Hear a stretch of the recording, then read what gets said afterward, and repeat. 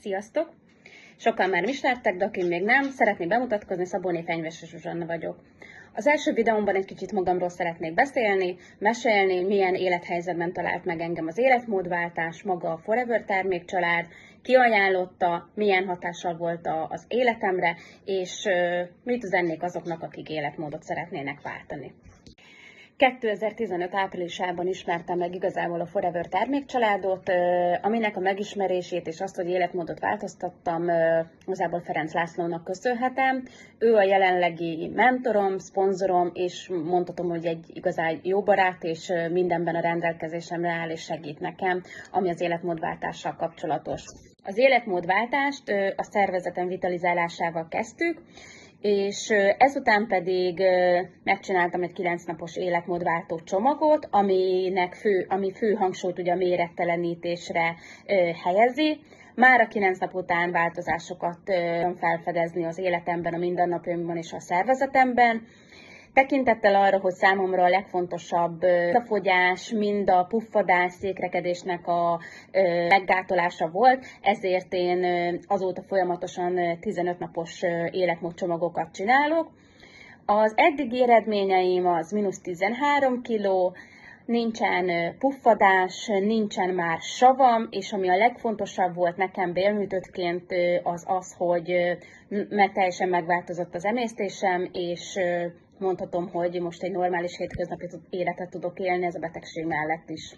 2011-ben diagnosztizáltak nálam először endometriózis nevezetű betegséget, ami egy nőgyógyászati megbetegedés, de sajnos olyan károsodásokat tud különböző szervekben végrehajtani, ami nagyon meg tudja nehezíteni a nőknek az életét. Ez egy manapság már is sokkal jobban elterjedt betegség, akkor még nem igazán ismerték.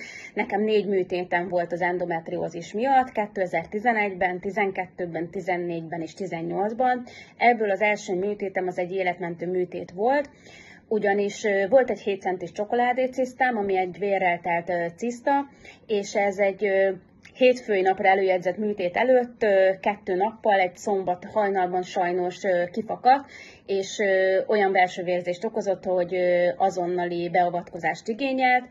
Az, hogy jelenleg itt vagyok, és megoszthatom veleteket a tapasztalataimat, az teljes mértékben a férjemnek köszönhető, aki azonnal cselekedett, mentőt hívott, nem várt semmire, mert különben belső vérzésben meghaltam volna.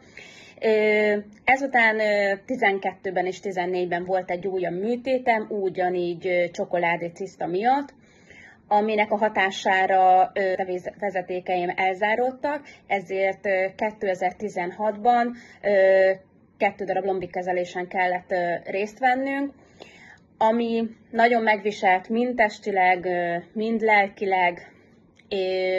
Sajnos túlstimulálás miatt annyira belobbant az endometriózis, hogy 2018-ban egy 6 órás műtét volt Szigetváron. Koppán Miklós és Lakatos Levente doktor úr végezte ezt a műtétet, ahol 15 cm-t kivágtak a bélszakaszból, vágtak a petefészekből, a hüvelyből és a végbélből. A végbélrezekció miatt sajnos nekem, mint a babáknak meg kellett tanulnom a széklettartást, nagyon sokáig nem tudtam a WC-ig eljutni. Nem szégyellem, mert beszélni kell ezekről a dolgokról, mert hatalmas károkat tud okozni az endometriózis. Utána pedig egy teljes fordulatot vett az életem, mert eljött az a pillanat, hogy nem a széklettartással lettek gondjaim, hanem éppen a visszájára fordult, nem tudtam vécézni, közel 7 éven keresztül csak székletlazítóval vagy hunyadivis segítségével. Ha szeretnéd tudni, hogy hogyan telnek a mindennapaim, milyen termékeket fogyasztok, miket eszek, miben tudunk a segítségedre lenni, akkor keres bizalommal. Amit elmondhatok, biztos, hogy egy szuper támogató közösség részese lehetsz.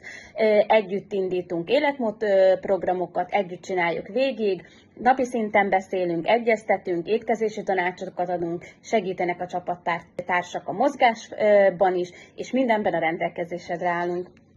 Azoknak, akik halogatják még az életmódváltást, szeretném üzenni, hogy semmi sem lehetetlen, minden fejben dől el, akaraterőn múlik, és mint én vagyok az élő példa, hogy 4 műtét után inzulinrezisztensként és hormongyógyszer szedése mellett is életmódot tudtam váltani, tudtam fogyni, és normális életet tudok élni azóta.